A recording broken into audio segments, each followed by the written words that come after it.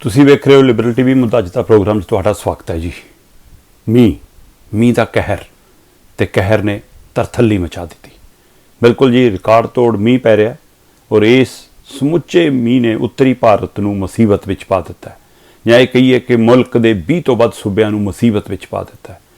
ਕੀ ਦੇਸ਼ ਦੀ ਰਾਜਧਾਨੀ ਦਿੱਲੀ, ਕੀ ਹਰਿਆਣਾ, ਕੀ ਰਾਜਸਥਾਨ, ਕੀ ਜੰਮੂ ਕਸ਼ਮੀਰ, ਕੀ ਹਿਮਾਚਲ ਤੇ ਕੀ ਆਪਣਾ ਸੂਬਾ ਪੰਜਾਬ, ਹਰ ਪਾਸੇ ਪਾਣੀ ਪਾਣੀ ਨਜ਼ਰ ਆ ਰਿਹਾ ਔਰ ਸਰਕਾਰਾਂ ਲਾਚਾਰ ਨਜ਼ਰ ਆ ਰਹੀਆਂ।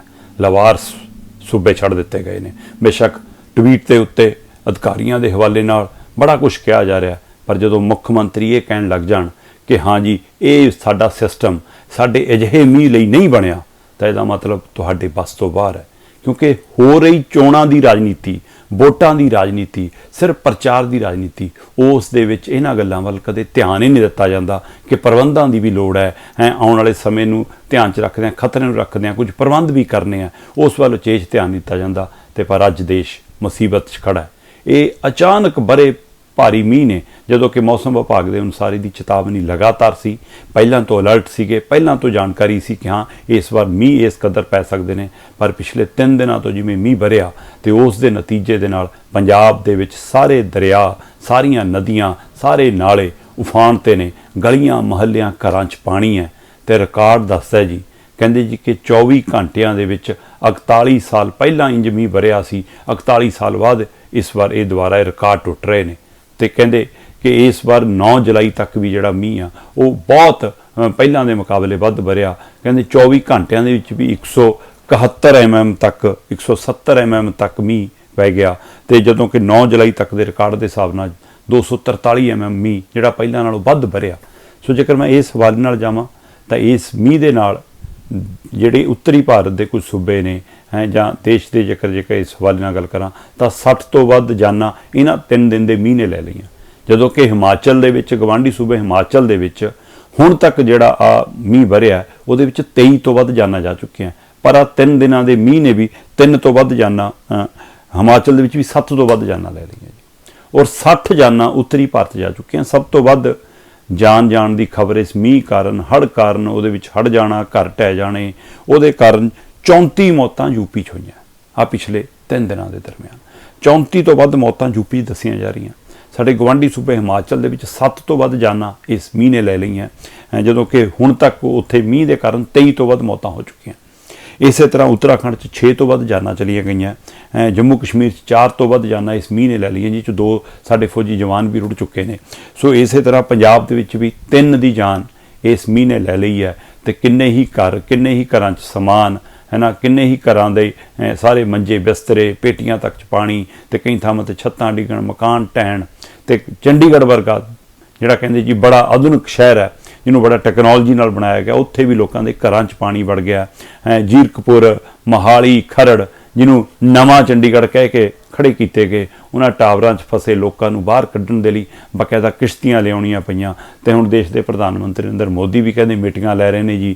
ਮੁੱਖ ਮੰਤਰੀ ਭਗਵੰਤ ਮਾਨ ਹੋਰੀ ਵੀ ਚੋਣ ਪ੍ਰਚਾਰ ਛੱਡ ਕੇ ਜਿਹੜੇ ਰਾਜਸਥਾਨ, ਕਦੇ ਯੂਪੀ, ਕਦੇ ਹਰਿਆਣਾ, ਕਿਉਂਕਿ 2 ਦਿਨ ਪਹਿਲਾਂ ਵੀ ਕਹਿੰਦੇ ਉਹ ਹਰਿਆਣੇ ਦੇ ਵਿੱਚ ਪ੍ਰਚਾਰ ਕਰ ਰਹੇ ਸੀ, ਪੰਚਕੂਲਾ ਖੇਤਰ ਦੇ ਵਿੱਚ ਪ੍ਰਚਾਰ ਕਰ ਰਹੇ ਸੀ, ਤੇ ਇੱਧਰ ਇਹ ਅਲਰਟ ਜਾਰੀ ਸੀ ਜਾਂ ਪਤਾ ਸੀ ਕਿ ਮੀਂਹ ਆਉਣਾ। ਇਸੇ ਤਰ੍ਹਾਂ ਕੇਜਰੀਵਾਲ ਹੋਰੀ। ਸੋ ਹੁਣ ਸਾਰਿਆਂ ਨੂੰ ਫਿਕਰ ਪਿਆ ਜੀ, ਕੋਈ ਟਵੀਟ ਰਾਹੀਂ, ਕੋਈ ਮੀਟਿੰਗਾਂ ਦੀ ਗੱਲਾਂ ਕਰਕੇ ਕਹਿੰਦਾ ਕਿ ਅਸੀਂ ਪ੍ਰਬੰਧ ਕਰ ਰਹੇ ਹਾਂ, ਪਰ ਦੇਰ ਕਰਤੀ ਜਨਾਬ। ਇਹ ਪਹਿਲਾਂ ਜੇਕਰ ਗੌਰ ਕੀਤਾ ਹੁੰਦਾ ਸ਼ਾਇਦ ਕੁਝ ਸੰਭਾਲ ਹੋ ਜਾਂਦੀ। ਪਰ ਇੱਧਰ ਦੂਸਰੇ ਪਾਸੇ ਜੀ ਜੇਕਰ ਆਪਾਂ ਗੱਲ ਕਰੀਏ ਤਾਂ ਕਹਿੰਦੇ ਜੀ ਹਿਮਾਚਲ ਦੇ ਵਿੱਚ ਬਿਆਸ ਹੈ ਨਾ, ਉੱਧਰੋਂ ਆ ਰਿਹਾ ਸਤਲੁਜ, ਤੇ ਉਹ ਸਾਰੀਆਂ ਬਾਕੀ ਨਦੀਆਂ ਜਿਵੇਂ ਉਫਾਨ 'ਤੇ ਨੇ, ਤੇ ਸਰਕਾਰ ਨੇ ਹਦਾਇਤ ਕੀਤੀ ਹੈ ਕਿ ਭਾਈ ਘਰਾਂ 'ਚੋਂ ਬਾਹਰ ਨਾ ਨਿਕਲਿਓ। ਇਸੇ ਤਰ੍ਹਾਂ ਜੇਕਰ ਮੈਂ ਪੰਜਾਬ ਦੀ ਗੱਲ ਕਰਾਂ ਇਹਨਾਂ ਦਾ, ਪੰਜਾਬ ਦੇ ਵਿੱਚ ਸਤਲੁਜ ਵੀ, ਬਿਆਸ ਵੀ, ਰਾਵੀ ਵੀ ਜਿਵੇਂ ਚੜ੍ਹੇ ਆਉਂਦੇ ਨੇ, ਜਿਵੇਂ ਬਹੇ ਆਉਂਦੇ ਨੇ ਹੈ ਨਾ, ਤੇ ਉਹਨਾਂ ਦੇ ਵਿੱਚ ਪਾਣੀ ਜਿਵੇਂ ਫਲੱਡ ਉਹ ਗੇਟ ਖੋਲ੍ਹ ਕੇ ਛੱਡਣਾ ਪਿਆ, ਤੇ ਉਹਦੇ ਨਤੀਜੇ ਨਾਲ ਪੂਰੀ ਤਰਥੱਲੀ ਮੱਚੀ ਹੈ। ਤੇ ਇਸੇ ਤਰ੍ਹਾਂ ਚਾਹੇ ਹਰਿਆਣੇ ਦੀ ਗੱਲ ਕਰ ਲਓ, ਚਾਹੇ ਘੱਗਰ ਹੈ ਤੇ ਚਾਹੇ ਜਮਨਾ। ਕਹਿੰਦੇ ਜਮਨਾ 'ਚ ਤਾਂ ਮਤਲਬ ਕਿ ਜਿਵੇਂ 1 ਲੱਖ ਤੋਂ ਵੱਧ ਕਿਊਸਕ ਪਾਣੀ ਛੱਡਿਆ ਗਿਆ, ਤੇ ਦਿੱਲੀ ਜਦੇ ਖਤਰੇ 'ਤੇ ਆ ਗਈ। ਦਿੱਲੀ ਦੇ ਵਿੱਚ ਜਮਨਾ ਹੁਣ ਖਤਰੇ ਦੇ ਨਿਸ਼ਾਨ ਤੋਂ ਉੱਪਰ ਵਹਿ ਰਹੀ ਹੈ ਔਰ ਭਾਰੀ ਤਬਾਹੀ ਮਚਾਉਂਦੀ ਜਾ ਰਹੀ ਹੈ। ਤੇ ਇਸ ਲਈ ਇਹ ਸਾਰੇ ਜੰਮੂ ਕਸ਼ਮੀਰ ਦਾ, ਹਿਮਾਚਲ ਦਾ, ਪੰਜਾਬ ਦਾ, ਹਰਿਆਣੇ ਦਾ, ਰਾਜਸਥਾਨ ਦਾ, ਦਿੱਲੀ ਦਾ ਇੱਕੋ ਜਿਹਾ ਹਾਲ ਹੈ। ਤੇ ਉੱਥੇ ਸਰਕਾਰਾਂ ਤੇ ਸਿਸਟਮ ਫੇਲ ਹੈ। ਫਿਰ ਵੀ ਕਿਤੇ ਨਾ ਕਿਤੇ ਪ੍ਰਸ਼ਾਸਨ, ਕਿਤੇ ਨਾ ਕਿਤੇ ਸੰਸਥਾਵਾਂ, ਕਿਤੇ ਨਾ ਕਿਤੇ NDRF ਦੀਆਂ ਟੀਮਾਂ, ਤੇ ਪਾਸੇ SDRF ਦੀਆਂ ਟੀਮਾਂ ਇਹ ਲਗਾਤਾਰ ਕੋਸ਼ਿਸ਼ ਕਰ ਰਹੀਆਂ ਨੇ। ਪੰਜਾਬ ਦੇ ਵਿੱਚ ਵੀ 13 ਤਰੀਕ ਤੱਕ 13 ਜੁਲਾਈ ਤੱਕ ਸਕੂਲ ਬੰਦ ਕਰ ਦਿੱਤੇ ਗਏ ਨੇ। ਦਿੱਲੀ 'ਚ ਵੀ 13 ਜੁਲਾਈ ਤੱਕ ਸਕੂਲ ਬੰਦ ਕਰ ਦਿੱਤੇ ਗਏ ਨੇ। ਹਿਮਾਚਲ 'ਚ ਵੀ ਸਕੂਲ ਬੰਦ ਕਰ ਦਿੱਤੇ ਗਏ ਨੇ। ਲੋਕਾਂ ਨੂੰ ਘਰਾਂ 'ਚ ਰਹਿਣ ਦੀ ਹਦਾਇਤ ਕੀਤੀ ਗਈ ਹੈ ਔਰ ਸੁਰੱਖਿਅਤ ਰਹਿਣ ਦੀ ਕੋਸ਼ਿਸ਼ ਦੀ ਹੁਕਮ ਕੀਤੇ ਜਾ ਰਹੇ ਨੇ, ਹਦਾਇਤਾਂ ਦਿੱਤੀਆਂ ਜਾ ਰਹੀਆਂ, ਸਲਾਹਾਂ ਦਿੱਤੀਆਂ ਜਾ ਰਹੀਆਂ। ਪਰ ਮੀਂਹ ਅਜੇ ਵੀ ਰੁਕਣ ਦਾ ਨਾਂ ਨਹੀਂ ਲੈ ਰਿਹਾ। ਲਾਈਟ ਬੰਦ ਹੋ ਗਈ ਹੈ ਲਗਭਗ, ਹੈ ਨਾ, ਤੇ ਲਾਈਟਾਂ ਕਿਉਂਕਿ ਉਹਦੇ ਨਾਲ ਇੱਕ ਖਤਰਾ ਖੜਾ ਹੋ ਜਾਂਦਾ ਇਸ ਫਿਕਰਮੰਦੀ ਦੇ ਦਰਮਿਆਨ ਹੀ। ਸੋ ਇਸ ਲਈ ਜੀ ਇਸ ਵਾਰ ਦੇ ਇਸ ਮੀਂਹ ਨੇ ਲਗਾਤਾਰ 3 ਦਿਨਾਂ ਤੋਂ ਵੱਧ ਰਿਹਾ ਤੇ ਅਜੇ ਵੀ 2 ਦਿਨ ਦਾ ਖਤਰਾ ਹੋਰ ਹਾਈ ਅਲਰਟ ਦੱਸਿਆ ਗਿਆ। ਸੋ ਇਸ ਲਈ ਚਿੰਤਤ ਹੈ ਸਾਰੇ ਰਿਸ਼ਤੇ ਨਾਤੇਦਾਰ ਜਿਹੜੇ ਦੂਰ ਬੈਠੇ ਨੇ ਪੰਜਾਬ ਤੋਂ, ਉਹਨਾਂ ਨੂੰ ਫਿਕਰਮੰਦੀ ਵੀ ਹੈ। ਪਰ ਇਹ ਸਭ ਦੇ ਦਰਮਿਆਨ ਇਹ ਮੱਧਭਾਗੀ ਖਬਰ ਵੀ ਹੈ ਕਿ ਇਸ ਮੀਂਹ ਨੇ ਪਿਛਲੇ 3 ਦਿਨਾਂ ਦੇ ਮੀਂਹ ਨੇ ਹੀ 60 ਤੋਂ ਵੱਧ ਜਾਨਾਂ ਉੱਤਰੀ ਭਾਰਤ 'ਚ ਲੈ ਲਈਆਂ, ਜਿਹਦੇ ਵਿੱਚ ਯੂਪੀ 'ਚ ਸਭ ਤੋਂ ਵੱਧ ਹੈ, ਉਹ ਤੋਂ ਬਾਅਦ ਹਰਿਆਣਾ ਹੈ, ਉਹ ਤੋਂ ਬਾਅਦ ਪੰਜਾਬ ਹੈ, ਉਹ ਤੋਂ ਬਾਅਦ ਯੂਪੀ ਹੈ, ਉਹ ਤੋਂ ਬਾਅਦ ਹਿਮਾਚਲ ਹੈ, ਉੱਤਰਾਖੰਡ ਹੈ। ਸੋ ਇਹ ਸਾਰੇ ਤੇ ਜਦੋਂ ਕਿ ਸਕੂਲ ਬੰਦ ਦੀ ਹਦਾਇਤ ਹੈ ਜੀ, ਦਫ਼ਤਰਾਂ ਦੇ ਕੰਮਕਾਜ ਘਰੋਂ ਹੋ ਰਹੇ ਨੇ। ਸੋ 13 ਜੁਲਾਈ ਤੱਕ ਸਾਰੇ ਸਕੂਲ ਬੰਦ ਕਰਨ ਦੇ ਹੁਕਮ ਸੁਣਾ ਦਿੱਤੇ ਗਏ ਨੇ। ਚਲੋ ਖਬਰ ਦਾ ਇੱਕ ਹੋਰ ਵੀ ਹੈ ਜਨਾਬ, ਇਹ ਸਭ ਦੇ ਦਰਮਿਆਨ ਰਾਜਨੀਤੀ ਨਹੀਂ ਰੁਕਦੀ। ਹੋ ਸਕਦਾ ਮੀਟਿੰਗ ਹੁਣ ਅੱਗੇ ਪਿੱਛੇ ਹੋ ਜਾਵੇ ਜਿਸ ਕਦਰ ਮੀਂਹ ਦਾ ਮਾਮਲਾ ਹੈ, ਪਰ ਫਿਰ ਵੀ 18 ਜੁਲਾਈ ਅਜੇ ਦੂਰ ਹੈ। 18 ਜੁਲਾਈ ਨੂੰ NDA ਨੇ ਵੀ ਬੈਠਕ ਬੁਲਾ ਲਈ ਹੈ। ਅਸਲ 'ਚ ਹੋਇਆ ਕੀ ਕਿ ਪਟਨਾ ਦੇ ਵਿੱਚ ਇੱਕ ਬੈਠਕ ਹੁੰਦੀ ਹੈ ਤੇ ਉਸ ਬੈਠਕ ਨੇ ਭਾਜਪਾ ਨੂੰ ਤਰੇਲੀਆਂ ਲਿਆਤੀਆਂ ਸੀ। ਬੇਸ਼ੱਕ ਉਹ ਬੈਠਕ 'ਚ ਇਕੱਠੇ ਹੋਏ ਲੀਡਰ, ਇਕੱਠੀਆਂ ਹੋਈਆਂ ਪਾਰਟੀਆਂ ਪਤਾ ਨਹੀਂ 2024 ਤੱਕ ਇਕੱਠੀਆਂ ਰਹਿੰਦੀਆਂ ਜਾਂ ਨਹੀਂ, ਜਾਂ ਇਕੱਠੇ ਹੋ ਕੇ ਲੜਦੇ ਆ ਜਾਂ ਨਹੀਂ। ਜਿਹੜੇ ਕਹਿੰਦੇ ਕਿ ਅਸੀਂ ਇਹ ਤੈਅ ਕੀਤਾ ਕਿ ਹਾਂ ਜੀ ਅਸੀਂ ਇੱਕੋ ਉਮੀਦਵਾਰ ਉਤਾਰਾਂਗੇ ਸਾਂਝਾ NDA ਦੇ ਸਾਹਮਣੇ ਜਾਂ ਭਾਜਪਾ ਦੇ ਸਾਹਮਣੇ, ਉਹ ਕਿੱਥੇ ਤੱਕ ਇਕੱਠੇ ਰਹਿੰਦੇ ਨੇ ਦੇਖਣ ਵਾਲੀ ਗੱਲ ਹੋਗੀ। ਪਰ BJP ਨੂੰ ਫਿਕਰ 'ਚ ਜ਼ਰੂਰ ਪਾਤਾ ਉਹਨਾਂ ਨੇ। ਬਿਲਕੁਲ ਜੀ 23 ਜੂਨ ਨੂੰ ਪਟਨਾ 'ਚ ਇੱਕ ਬੈਠਕ ਹੋਈ ਸੀ ਤੇ ਅਗਲੀ ਬੈਠਕ ਉਹਨਾਂ ਨੇ ਸ਼ਿਮਲਾ ਤੈਅ ਕੀਤੀ ਸੀ, ਪਰ ਆ ਮੌਸਮ ਦੇ ਕਾਰਨ ਹੀ ਉਹਨਾਂ ਨੇ ਉਸ ਨੂੰ ਕਰਨਾਟਕਾ ਮਤਲਬ ਉੱਥੇ ਬੰਗਲੌਰੂ 'ਚ ਤੈਅ ਕਰ ਲਿਆ ਸੀ, ਜਿਹੜੀ ਹੁਣ ਉੱਥੇ 17-18 ਜੁਲਾਈ ਨੂੰ ਹੋਣੀ ਹੈ। ਸੋ 17-18 ਜੁਲਾਈ ਨੂੰ ਵਿਰੋਧੀ ਦਲਾਂ ਦੀ ਬੈਠਕ ਤੈਅ ਸੀ, ਪਰ ਇਸੇ ਹੀ ਤਰੀਕ ਨੂੰ ਭਾਜਪਾ ਨੇ NDA ਦੀ ਬੈਠਕ ਬੁਲਾ ਲਈ। NDA ਕਿਸੇ ਸਮੇਂ ਬੜਾ ਕੁਨਬਾ ਸੀ। ਆਹ ਚੋਣ ਨਤੀਜੇ ਜਿਹੜੇ 2019 ਚ ਆਏ, ਨਰਿੰਦਰ ਮੋਦੀ ਨੂੰ ਦੂਈ ਵਾਰ ਜਿਹਨੇ ਪ੍ਰਧਾਨ ਮੰਤਰੀ ਬਣਾਇਆ, ਉਸ ਸਮੇਂ ਵੀ ਜਿਹੜਾ ਬੜਾ ਕੁਨਬਾ ਸੀ ਉਹਦੇ ਵਿੱਚੋਂ ਵੀ ਤੇ ਮਤਲਬ ਕਿ ਅੱਧੇ ਮੈਂਬਰ ਛੱਡ ਕੇ ਭੱਜਣ ਵਾਲੀ ਸਥਿਤੀ 'ਚ ਆ ਗਏ। 357 ਸੀਟਾਂ ਸੀ BJP ਕੋਲ, ਜਦੋਂ 357 ਸੀਟਾਂ ਸੀ ਜਦੋਂ 2019 ਦੇ ਵਿੱਚ ਨਤੀਜੇ ਆਉਂਦੇ ਨੇ, ਨਰਿੰਦਰ ਮੋਦੀ ਦੂਜੀ ਵਾਰ ਪ੍ਰਧਾਨ ਮੰਤਰੀ ਬਣਦੇ ਨੇ, ਜਿਹੜੀਆਂ ਘਟ ਕੇ 325 ਰਹਿ ਗਈਆਂ। ਕਿੱਥੇ ਗਏ, ਕਿਹੜੇ ਗਏ, ਚਲੋ ਇਹਦਾ ਵੀ ਹਿਸਾਬ ਲਾ ਲੈਂਦੇ ਹਾਂ। NDA ਦੀ ਸਰਕਾਰ 2019 ਚ ਬਣਦੀ ਆ ਤੇ BJP ਕਹਿੰਦੀ ਸਾਡੇ ਕੋਲ ਆਪਣੇ ਕੋਲੇ ਸਾਰਾ ਕੁਝ ਹੈਗਾ, ਸਾਨੂੰ ਕੀ ਲੋੜ ਆ, 303 ਤਾਂ ਅਸੀਂ ਹੋ ਜਿੱਤ ਗਏ। ਸੋ 2019 ਦੇ ਵਿੱਚ NDA ਦੀਆਂ 357 ਸੀਟਾਂ ਦੇ ਵਿੱਚੋਂ 303 ਸੀਟਾਂ ਸਿੱਧੀਆਂ ਭਾਜਪਾ ਦੀਆਂ ਸੀਗੀਆਂ ਤੇ ਜਿਹੜੇ ਸਹਿਯੋਗੀ ਦਲ ਸੀਗੇ ਉਹਨਾਂ ਦੀਆਂ 54 ਸੀਟਾਂ ਸੀਗੀਆਂ। ਬਾਕੀ ਦਲਾਂ ਕੋਲ 54 ਸੀਟਾਂ ਸੀ। 303 ਤੇ 54 ਮਿਲਾ ਕੇ 357 ਸੀਟਾਂ ਬਣੀਆਂ। ਪਰ ਅੱਜ ਦੀ ਤਰੀਕ ਤੱਕ ਆਉਂਦਿਆਂ 2024 ਦੀਆਂ ਚੋਣਾਂ ਤੋਂ ਪਹਿਲਾਂ 2023 ਤੱਕ ਆਉਂਦਿਆਂ ਇਹ 357 ਸੀਟਾਂ ਘਟ ਕੇ 325 ਰਹਿ ਗਈਆਂ। ਜਨਾਬ ਹੋਇਆ ਕੀ, ਭਾਜਪਾ ਦੀਆਂ ਆਪਣੀਆਂ 2 ਸੀਟਾਂ ਘਟੀਆਂ, 301 ਰਹਿ ਗਈਆਂ। ਹੋ ਸਕਦਾ ਇਸ ਪਿਛਲੇ ਦਿਨਾਂ 'ਚ ਕੁਝ MP ਇਸ ਫਾਨੀ ਸੰਸਾਰ ਨੂੰ ਅਲਵਿਦਾ ਕਹਿ ਕੇ ਹੁਣ ਇਸ ਲਈ ਹੁਣ 6 ਮਹੀਨੇ 8 ਮਹੀਨੇ ਧਿਆਨ 'ਚ ਰੱਖਦੇ ਅਜੇ ਚੋਣਾਂ ਨਹੀਂ ਹੋ ਰਹੀਆਂ। ਸੋ ਇਸ ਲਈ 301 ਸੀਟਾਂ ਨੇ ਉਹਨਾਂ ਦੀ। ਤੇ ਦੂਸਰੇ ਪਾਸੇ ਸਭ ਤੋਂ ਬੜਾ ਝਟਕਾ ਜਿਹੜਾ ਇਹਨੂੰ ਲੱਗਿਆ ਸੀਗਾ ਉਹ ਇੱਕ ਤਰ੍ਹਾਂ ਦਾ ਸ਼ਿਵ ਸੈਨਾ ਦਾ।